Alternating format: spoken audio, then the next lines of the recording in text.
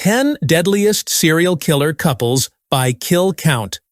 Love can be a powerful force, but when that love is shared between two sadistic minds, it can become something far more terrifying.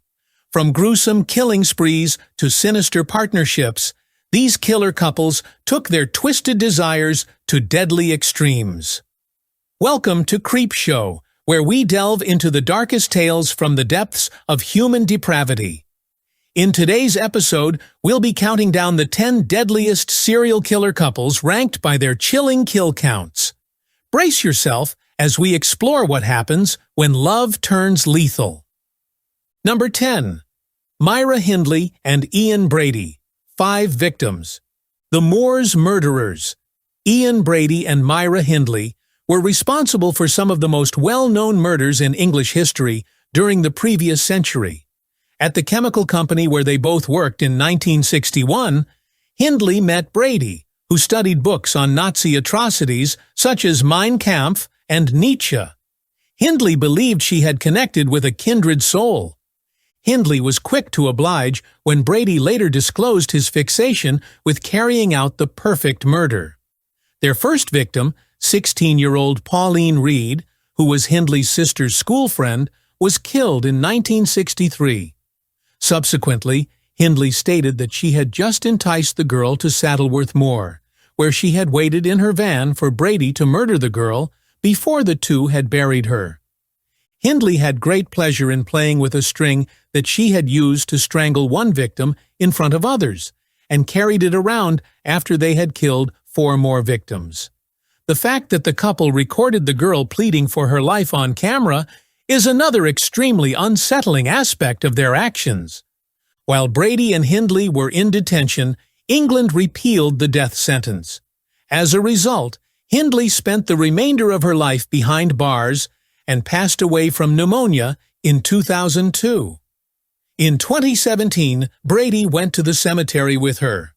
Number 9. Catherine May Wood and Gwendolyn Graham. 5 victims. Working as nurses at Alpine Manor, Gwendolyn Graham and Catherine May Wood from Grand Rapids, Michigan, fell in love and started playing a risky game together. They started choking elderly patients in 1987 as part of a bizarre, thrill-seeking game in which they tried to spell out M-U-R-D-E-R using the victims' first names.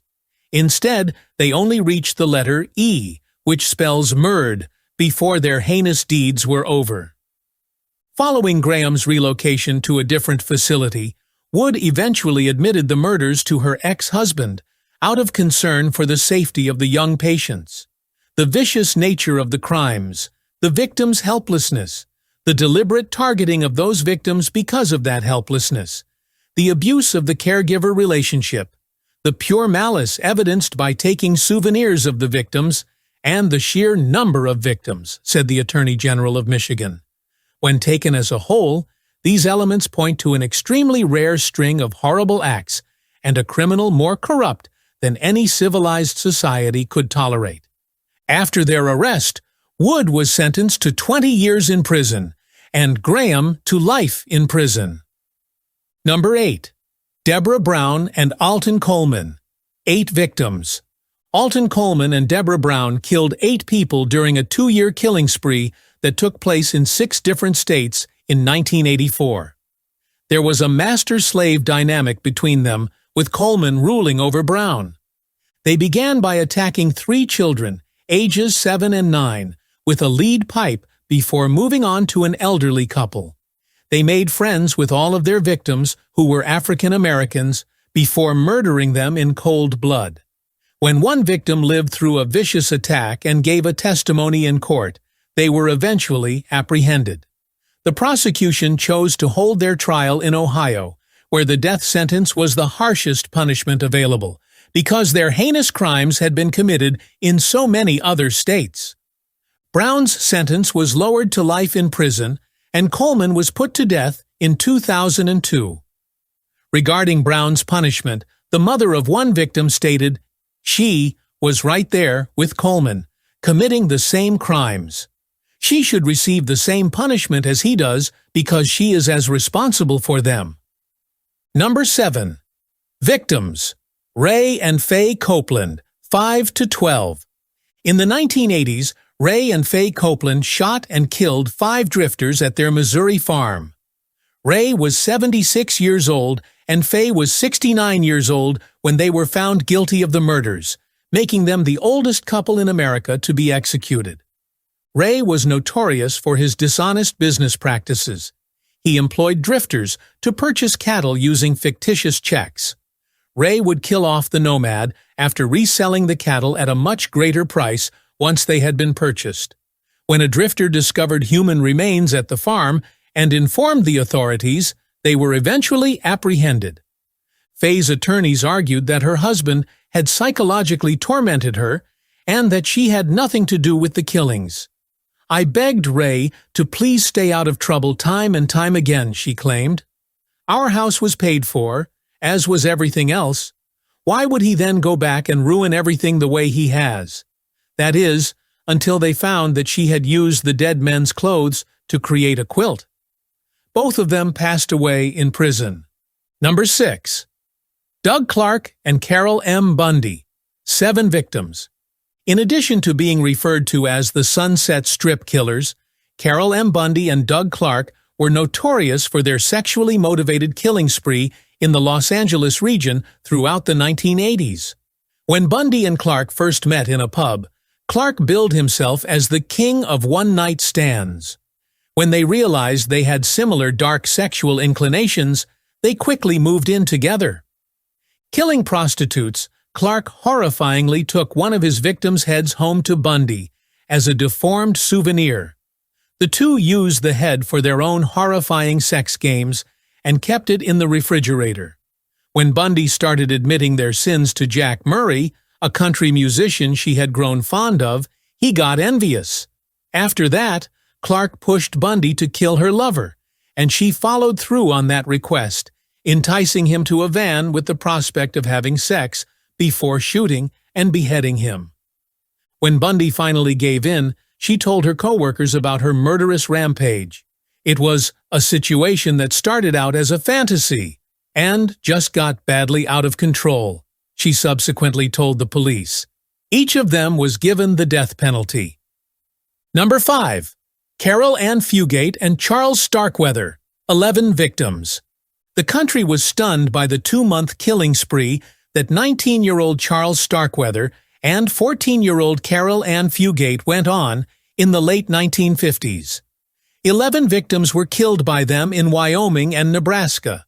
The fact that the victims were all total strangers, of varying ages, genders, and social classes, added to the public's horror of the shooting spree at the time.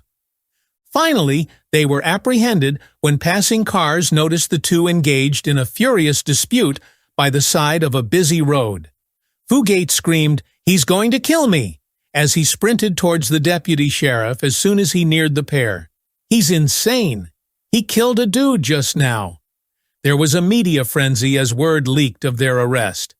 "I always wanted to be a criminal, but not this big of one," Starkweather subsequently admitted to the police. Starkweather, who was only 20 years old when he was hanged in 1959, is now residing in Michigan under a different identity. The movie Natural Born Killers was eventually inspired by the crimes. Number 4.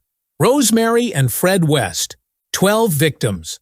Rose West, who was about 16 years old, met Fred at a caravan park.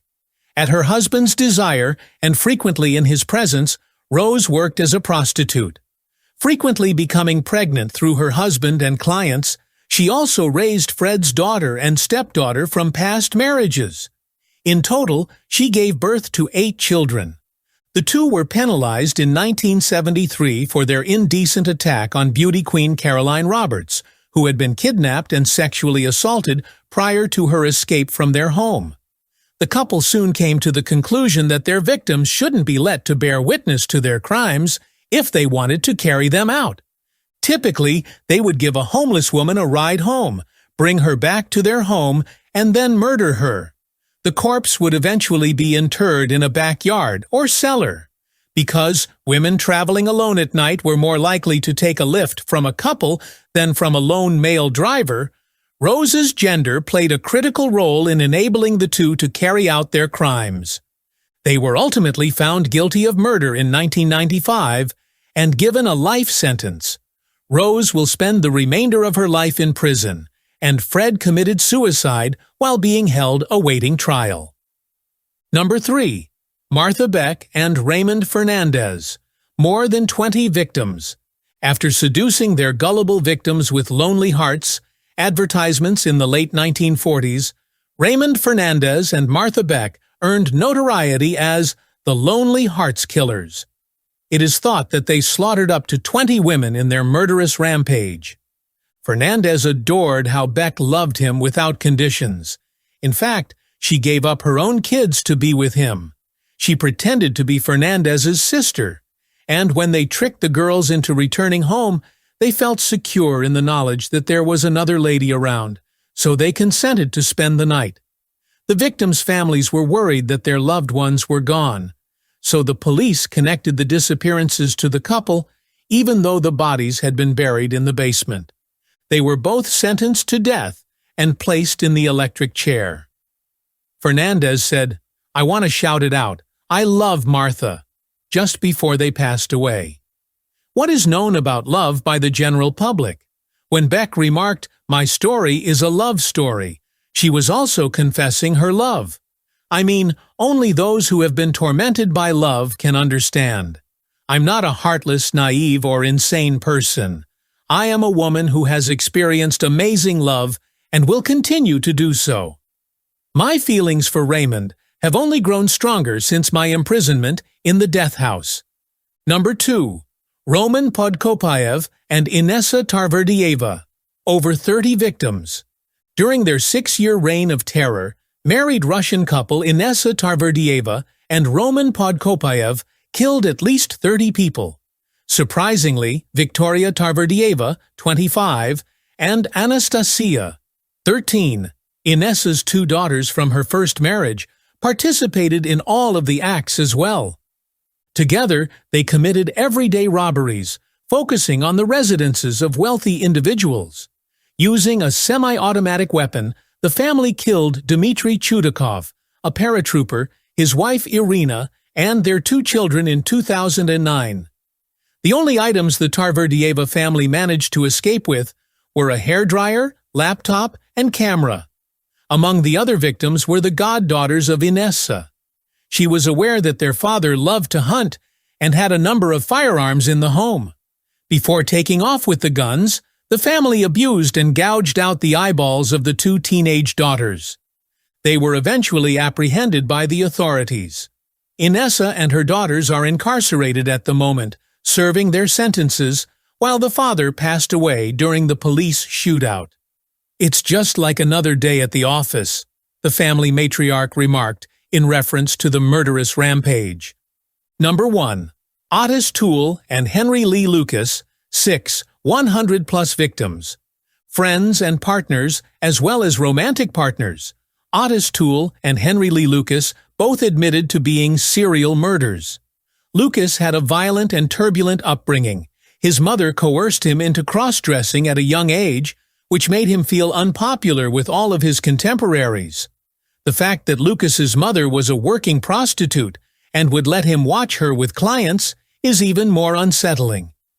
Toole was raised in an abusive home as well, so when the two met in a soup kitchen, they instantly clicked, but in a lethal way. Toole was persuaded to commit murder and went on killing sprees with Lucas as an accomplice. Laura Burnsley, 17, was the first person Lucas killed by strangulation after she turned down his advances for sex.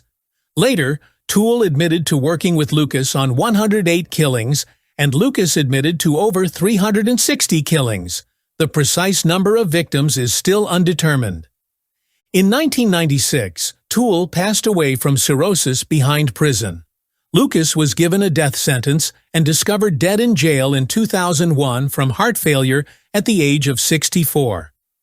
The Texas grave was unmarked because of vandalism threats.